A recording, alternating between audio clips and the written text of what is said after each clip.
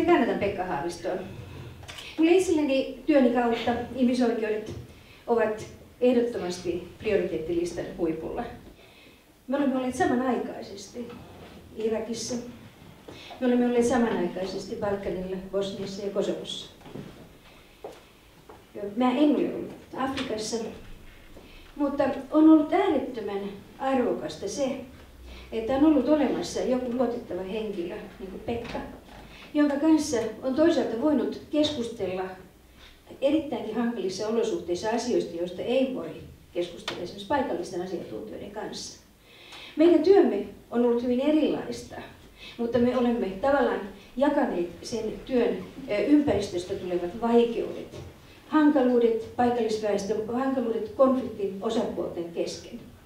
Ja uskon, että me olemme puolin ja toisin voineet auttaa toisiamme tässä työssä. Joitain ihan tällaisia konkreettisia yhtymäkohtia meidän työssä on ollut niin kuin esimerkiksi köyhyyden tuuraani Balkanilla. Mutta niin kuin sanoin, ihmisoikeudet ovat minulle ehdottomasti numero 1. Ja olen sanonut myöskin sen, että mikäli kaikki ne maailman valtiot, jotka ovat sekä allekirjoittaneet että ratifioineet ihmisoikeuksia koskevat sopimukset, myöskin noudattaisivat niitä, tämä maailma olisi hyvin, hyvin erilainen paikka. Se olisi paljon parempi paikka meille kaikille. Mä olen tänä päivänä liikkunut Petan kanssa tuolla Länsi-Uudellamaalla. Me olimme ensin Inkoossa ja sitten Karjaalla. Ja mielestäni Pekka siellä hyvin toi myöskin esille juuri sen, että mihin sinä viittasit. Eli että me tulemme kohtaamaan yhä monikulttuurisemman niin Suomen kuin maailmankin. Ja meidän täytyy olla myöskin valmiita tavallaan toimimaan tässä ympäristössä. Presidentinvaalikeskustelussa on valitettavasti keskusteltu hyvin paljon asioista, jotka ei sinänsä nykyisen perustuslain mukaan eivät enää kuulu presidentin valtaoikeuksiin. Nyt meidän pitäisi nimenomaan kohdistaa katse tulevaisuuteen. Millaista presidenttiä Suomi tarvitsee? Mikäli Suomesta tulee YK:n turvallisuusneuvoston jäsen, meidän on myöskin vastattava niihin haasteisiin, joita turvallisuusneuvoston jäsenyys merkitsee. Ja myöskin oltava valmiita toimimaan tilanteessa, jossa esimerkiksi jokin turvallisuusneuvoston pysyvä jäsenmaa, jolla on siis ehdoton veto-oikeus, uhkaa sitä käyttää. Nämä ehdottoman veto-oikeuden omaavat maat ovat siis Englanti, tai Yhdistynyt kuningaskunta, Ranska, Kiina, Venäjä ja Yhdysvallat. Ja näiden maiden veto-oikeus on valitettavan usein estänyt humanitaarisen intervention silloin, kun uhkaava katastrofi on ollut lähellä. Tämä on Pekka Haaviston ominta aluetta. Hän tuntee tämän alueen, tuntee tämän asian kokonaisuuden. Ja tällaista presidenttiä me tarvitsemme, siksi me äänestämme Pekka Haavistoa.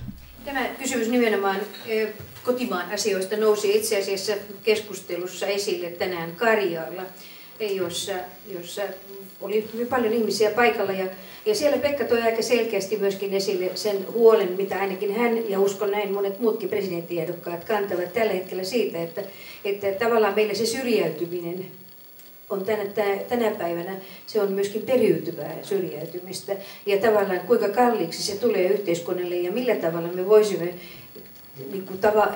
auttaa niitä nuoria, jotka tällä hetkellä ovat ikään kuin putoamassa meidän kaikkien tällaisten järjestelmien ulkopuolelle. Siis toisin sanoen näitä näköalattomia ihmisiä. No, heitä on alle 30 ehkä noin 50 000. No se on sitten, jos ajatellaan tässä Suomen väkilukua, niin se on aika huomattava määrä. Mutta täytyy muistaa, että meillä on myöskin maailmassa on hyvin paljon samanlaisia ihmisiä, joiden elämä on tällä hetkellä näköalatonta.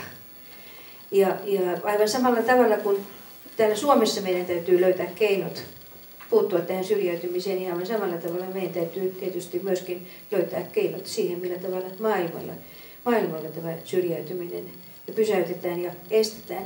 Ja tietysti tässä työssä tarvitaan kaikkia. Nyt täytyy muistaa, että kansainvälisillä areenoilla meillä on suuria valtioita, jotka eivät välitä lainkaan, tai jotka eivät ole niin mukana tässä kansainvälisessä yhteistyössä, vaan yksiselitteisesti jäävät ainoastaan omia joko taloudellisia tai jotain muita poliittisia etujaan. Et meidän pitäisi niin kuin tavallaan löytää sitten kansallisesti tällainen solidaarinen liike ja myöskin sitten kansainvälisesti solidaarinen liike.